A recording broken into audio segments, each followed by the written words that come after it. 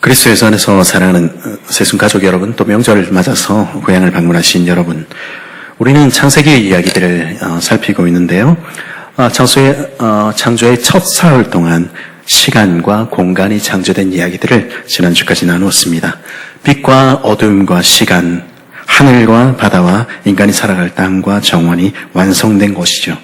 그리고 그것을 창조하시고는 나는 너를 위해서 이 모두를 창조하셨다 하는 이야기 우리는 들을 수 있었습니다.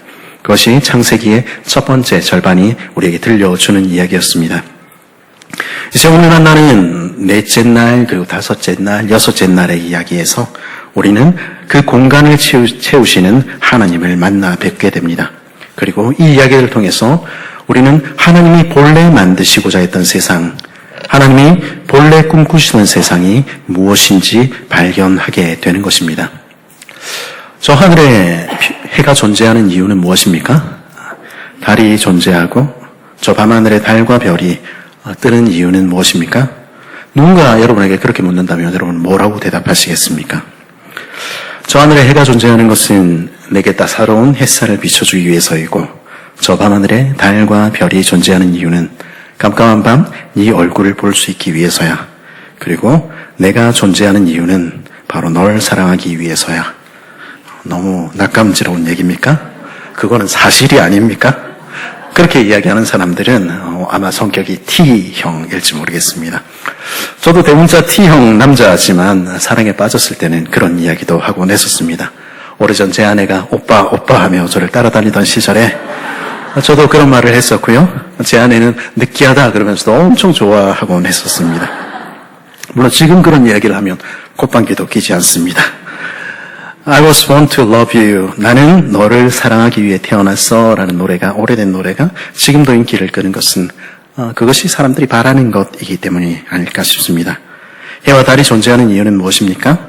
하늘을 수놓는 별들의 존재 이유는 무엇입니까? 오늘 이성희 시대를 살아가는 우리들은 거기에 무슨 이유가 있고 목적이 있나? 그건 그냥 존재하는 것이 이렇게 이야기를 합니다. 그러나 다른 한편으로는, 한켠 마음에는 거기에 무슨 이유가 있을까? 그런 생각도 하게 되는 것이죠.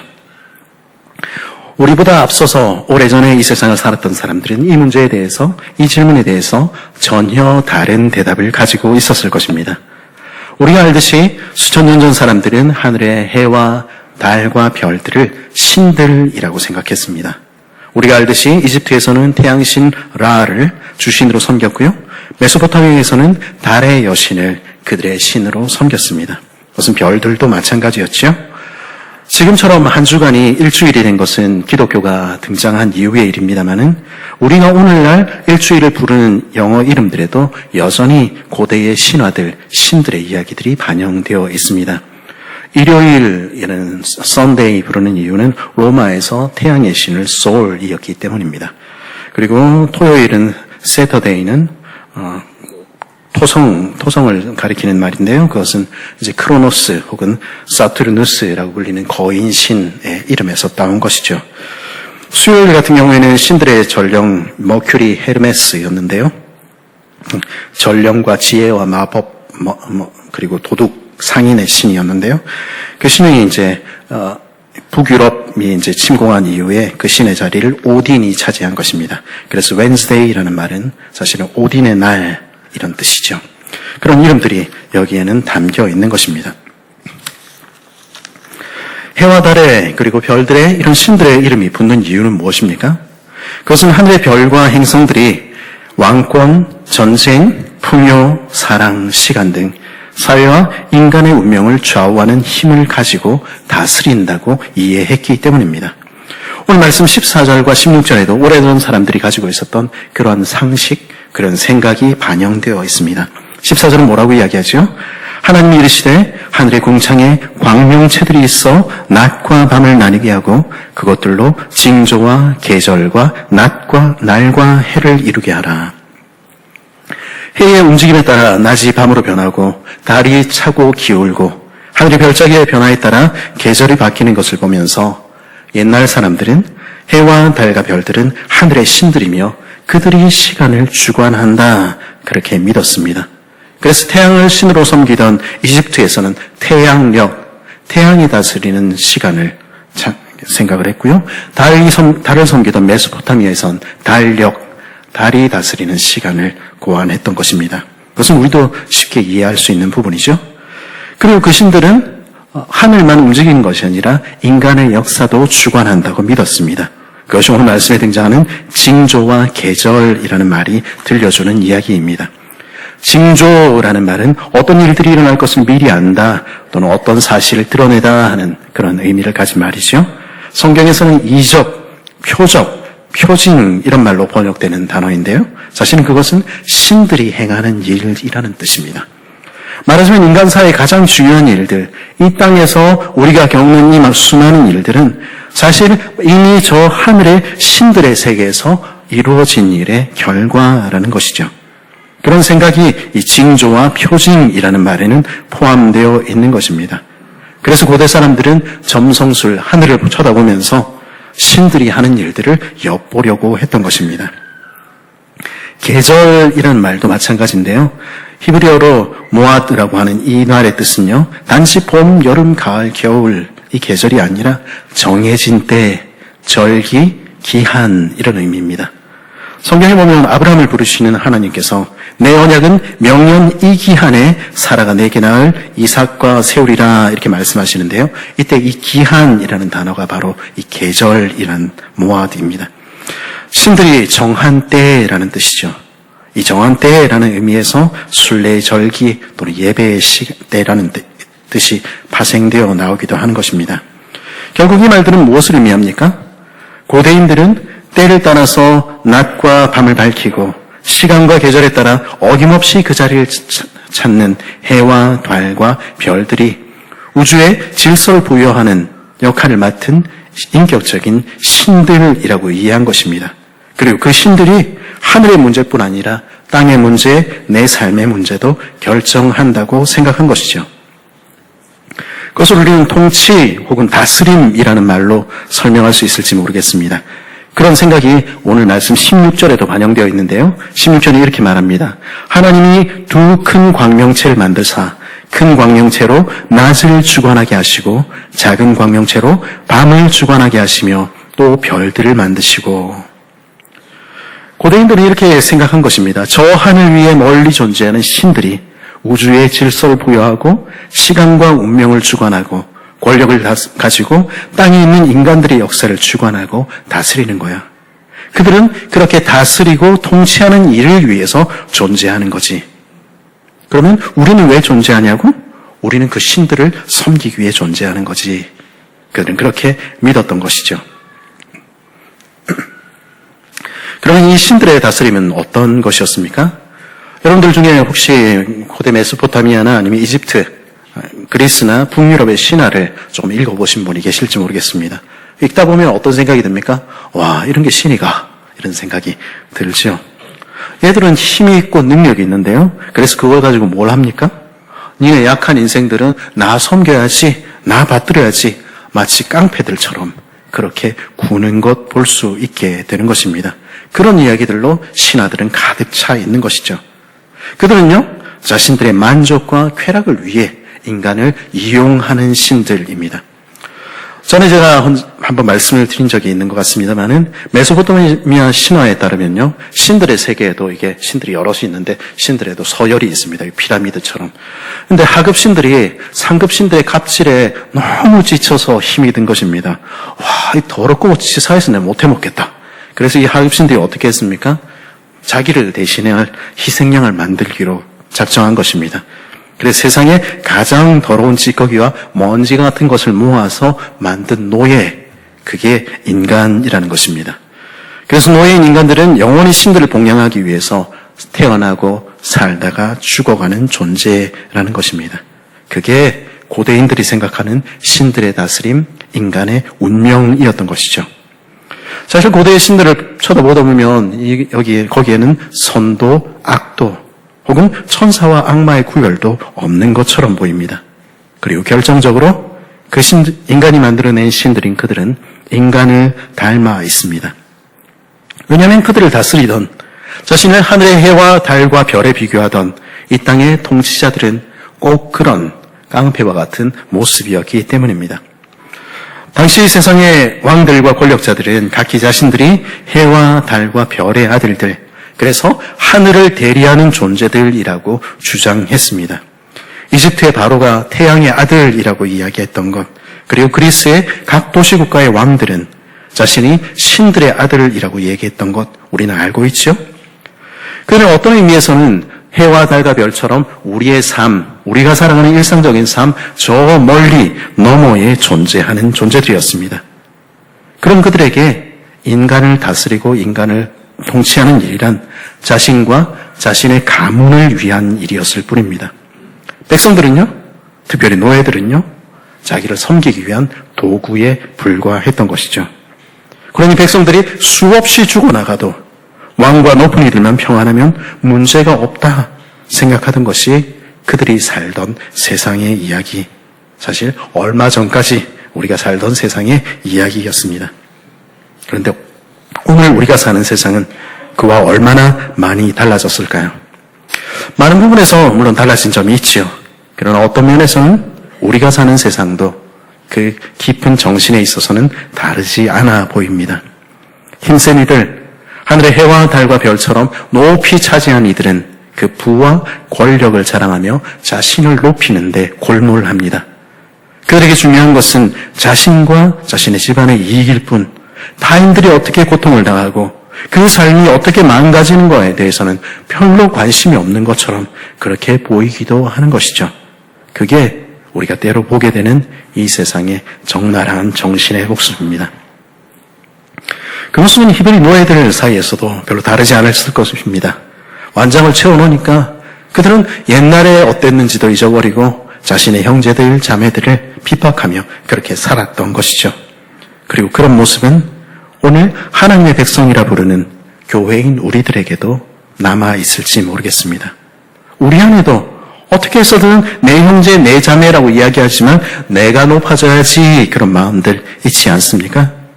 부든 권력이든 하다못해 나이든 아니면 직분이든 조금만 나은 것이 있다 싶으면 다른 이들을 함부로 대하고 함부로 말하는 것이 우리 안에 나타나기도 하는 것입니다. 그런 히브리 노예들에게 그리고 그런 우리들에게 하나님께서는 오늘 창조의 이야기를 들려주십니다. 하나님께서 원래 만들고자 하셨던 세계, 하나님께서 꿈꾸셨던 세상의 모습이 어떠한지 보여주시는 것이죠. 오늘 창세기 4번째 날의 이야기에서 조금은 독특한 것이 있습니다. 읽어보시면 오늘 말씀에서 하나님께서는 의도적으로 해와 달이라는 이름을 사용하지 않으신다는 것입니다. 16절과 18절 이렇게 말하지요. 하나님께서 두 큰 광명체를 만드사 큰 광명체로 낮을 주관하게 하시고 작은 광명체로 밤을 주관하게 하시며 또 별들을 만드시고 낮과 밤을 주관하게 하시고 빛과 어둠을 나누게 하시니. 분명히 이게 해와 달 얘기인데 하나님께서는 해와 달이라고 말하는 대신에 큰 광명체, 작은 광명체, 그저 빛이라고 이야기하시는 것이죠. 왜 그렇게 하십니까? 그 이유는 분명합니다. 왜냐하면 앞에 살폈듯이 해 혹은 달이라는 이름 자체가 고대에서는 신들의 이름이었기 때문입니다. 하나님께서는 그 천체 자체가 유일하고 특별한 것처럼 그들 자신에게 무슨 권능이 있는 것처럼 여기는 것을 허용하지 않으셨습니다. 그 빛들은 신들이 아니라 하나님께서 창조하신 피조물에 불과하다는 것을 분명히 하신 것이죠. 그들은 하나님의 목적을 위해 부름받은 하나님의 일꾼들, 하나님의 사자들에 불과하다는 것을 분명히 보여주신 것입니다. 그리고 인생들로 하여금 그들에게 무슨 권능이 있는 것처럼 그들을 섬기고 예배하는 대신에 그들이 맡은 역할과 직분에 주목하도록 하시는 것입니다. 그 빛들에게는 질서를 지키고 주관하는 권세가 주어져 있습니다. 그들은 다스리는 자로 부름을 받았습니다. 그리고 마찬가지로 이 땅에도 하나님께서 세우신 권력자들 또 정치가들 위에 있는 사람들이 있지요. 그 사실마저 그 권위마저 부인해서는 안 되는 것입니다. 하지만 하나님께서는 더 중요한 것, 결코 잊지 말아야 할 사실이 있다고 말씀하시는 것입니다. 그것은 그 별들에게 질서를 부여하시고 인생들에게 직분을 부여하신 분이 누구신가 하는 것입니다. 욥기 38장과 39절이 말하듯이 하나님께서 만물을 지으시고 경계를 정하신 것입니다. 그리고 하늘의 별들은, 그리고 이 땅의 권세들 모두는 사실 하나님께서 주신 그 경계 내에서, 그 섬 안에서 자신들의 역할을 수행하는 심부름꾼일 뿐이라는 것입니다.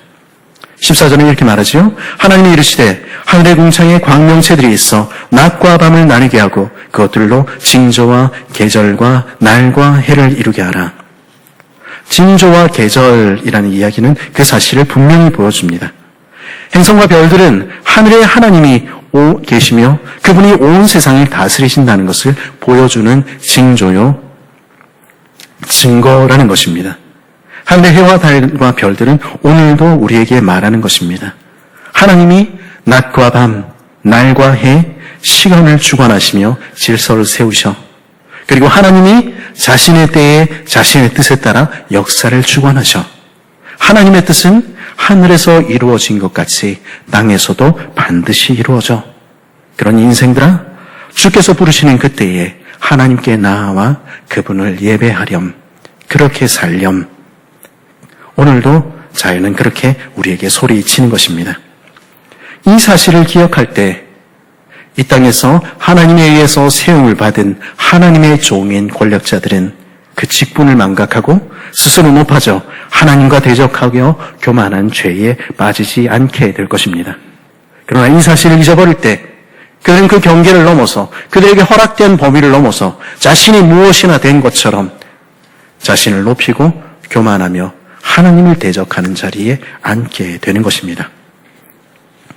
오늘 말씀에는 하나님을 섬기는 것과 함께 또 한 가지 강조되는 것이 있습니다. 15절과 17절은 이렇게 말합니다. 또 광명체들이 하늘의 궁창에 있어 땅을 비추라 하시니 그대로 되니라. 하나님이 그것들을 하늘의 궁창에 두어 땅을 비추게 하시며, 그 하늘에 빛나는 존재들은 왜 존재한다는 것입니까? 오늘 본문은 그 이유가 바로 땅을 비추기 위해서이다, 이렇게 말씀하시는 것입니다. 대세 하나님께서 세상을 창조하실 때 본래 하나님께서 꿈꾸시던 세상에서 저 별들은, 그리고 권력자들과 높은 자들, 힘 있는 자들은 자신을 높이고 자신을 빛나게 하기 위해 부름받지 않았다는 것입니다. 대신에 그들은 땅을 비추기 위해 지음을 받았다 말씀하시는 것이죠. 가장 낮은 곳에 있는 이들, 그늘에 앉은 이들, 그들에게도 하나님의 빛을, 하나님의 은혜를 비추기 위해서 하나님은 그들을 하늘 높이 드셔서 매다셨다는 것입니다. 그것이 하나님 나라의 원리, 창조의 질서라는 것입니다. 마가복음 10장 43절과 44절에서 우리 주 예수님께서는 이렇게 말씀하셨습니다. 너희 중에 누구든지 크고자 하는 자는 너희를 섬기는 자가 되고, 너희 중에 누구든지 으뜸이 되고자 하는 자는 모든 사람의 종이 되어야 하리라. 이것은 예수님이 처음 새롭게 하신 말씀이 아니라 하나님께서 원래 지으신 창조의 질서였다는 것입니다. 사람들은요, 약육강식이 자연의 법칙이라고, 세상은 원래 그런 것이라고 이야기합니다. 하지만 하나님이 만드신 세상의 질서는 그렇지 않았습니다. 높은 자가 낮은 자를 세우며 서로 섬기는 것이 하나님께서 원래 만드신 세상의 질서입니다. 높은 이들은 그들 스스로가 하나님을 높이고 하나님을 예배하는 동시에 낮은 곳에 있는, 땅에 있는 존재들을 비추기 위해 지음을 받았습니다. 하늘의 광명체들을 매다신 넷째 날의 이야기는 바로 그 사실을 우리에게 들려주는 것이죠. 앞서 이 세상의 신들은 자신들의 만족과 자신들의 쾌락을 위해서 존재하며 인생들은 그들을 섬기는 도구에 지나지 않는다, 그렇게 말씀드렸습니다. 모든 종교가 다 그렇지, 교회도 그런 것 아닌가? 교회도 결국은 그 헌금 모으려고 그러는 건 아닌가? 어떤 사람들 그렇게 이야기합니다. 그렇지 않습니다.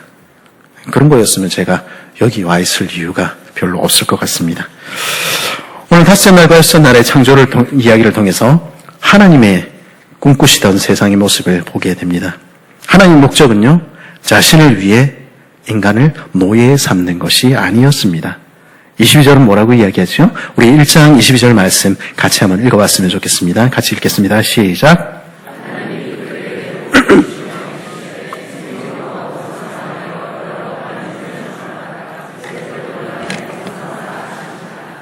아멘. 이 이야기가 계속 반복이 되는데요.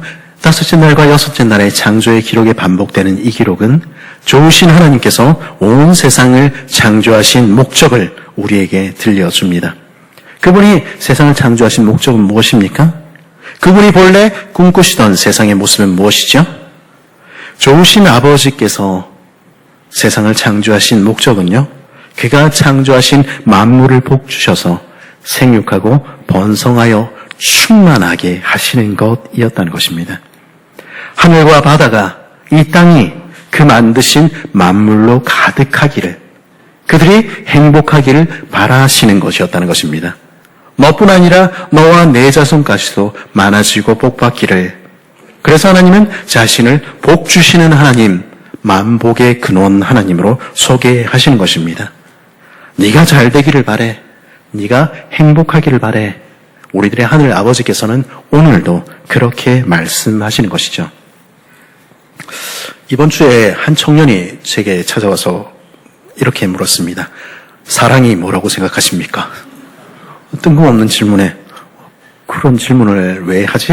너 누구 좋아하냐? 이랬더니 그건 아니라 그러더라고요. 그냥 사랑이 무엇인지에 대해서 목사님의 고견을 듣고 싶다 이렇게 이야기를 하더라고요. 갑자기 헐, 사랑이란 게 뭡니까? 아마도 사랑은 내가 누군가를 좋아하는 감정일 것입니다. 함께 있고 싶고, 함께 있으면 즐겁고, 헤어지면 또 보고 싶고, 그런 감정이 아마도 사랑의 한 부분일 것입니다. 어쩌게 매일 저와 함께 자던 막내가 이모들과 함께 잠이 들었습니다. 섭섭하더라고요. 그래서 평소에는 누우면 제가 5분이면 잠이 드는데 어제는 잠을 들지 못하고 뒤척이다가 15분에 걸쳐서 잠이 들었습니다. 사랑이겠습니까? 사실 사랑은 이런 내 감정을 넘어서는 것을 말합니다. 요즘 인터넷에 떠도는 밈 하나를 본 적이 있습니다. 중소 학고 아이들은 진짜 미미한 아이돌 이야기하는 건데요. 그럼 좋아하던 아이들이 갑자기 그 아이돌들이 뜨고 모든 사람의 사랑을 받자 이렇게 말하는 것이죠. 나만의 작고 소중한 사랑으로 남아주길 바랬는데 네가 이 정도로 잘 되길 바란 것은 아니었어.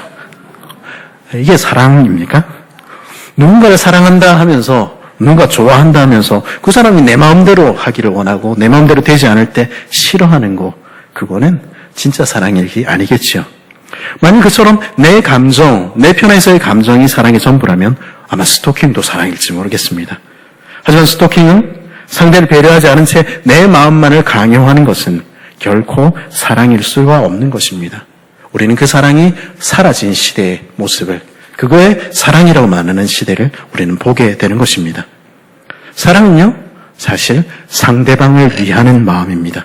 그 사람이 잘 되기를 마음으로부터 바라며 복 빌어주며 그를 위해서 기도하는 것이 사랑이지요. 진짜 사랑은 상대방이 행복하기를 바랍니다. 진심으로 바랍니다. 설령 그것 때문에 내가 손해를 보고 자신을 희생하는 일이 있어도 그가 잘 되기를 바라는 것입니다.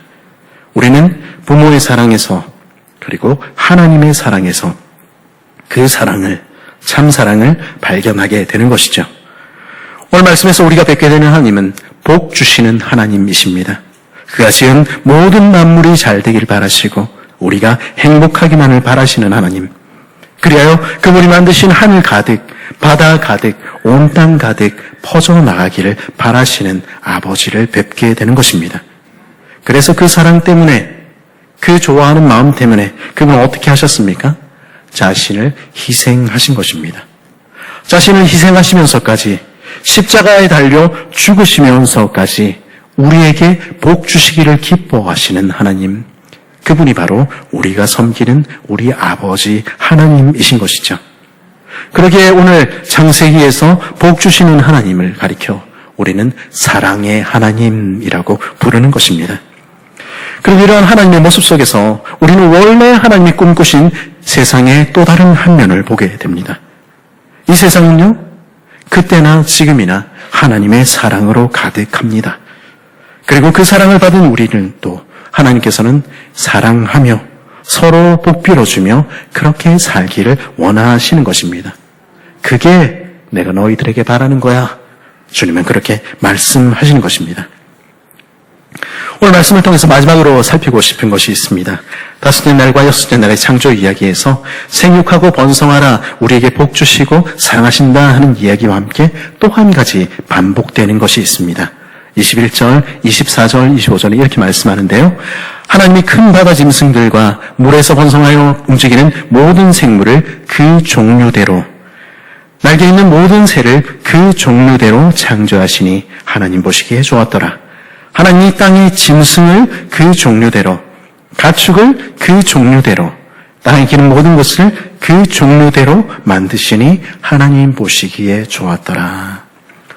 반복되는 구절을 우리가 발견하게 되죠. 그것은 무엇입니까? 각기 그 종류대로라는 말씀입니다. 각기 그 종류대로 각각 서로 다른 그 모두를 하나님께서 다 창조하셨다는 것입니다. 그리고 이 구절 뒤에서 하나님께서는 덧붙이시죠. 하나님 보시기에 좋았더라.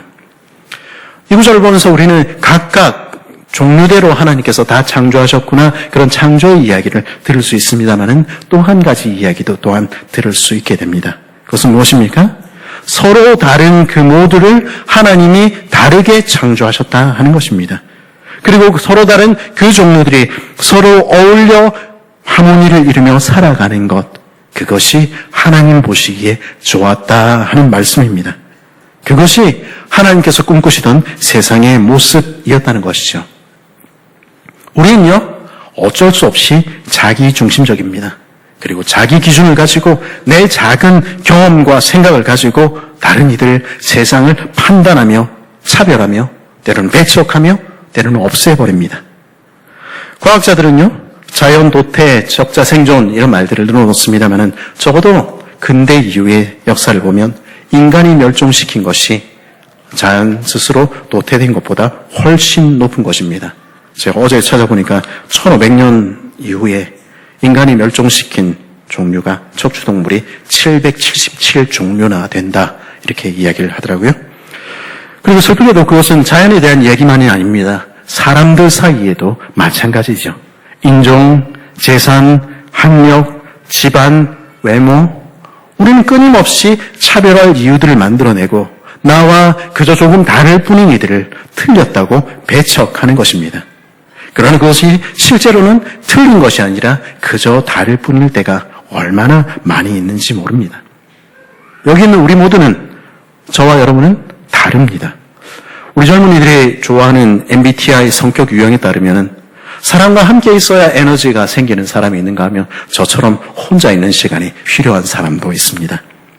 직접적이고 추상적인 것들을 통해서 정보를 받아들이는 감각적인 사람이 있는가 하면 직관을 통해서 추상적으로 세상을 바라보는 사람도 있습니다.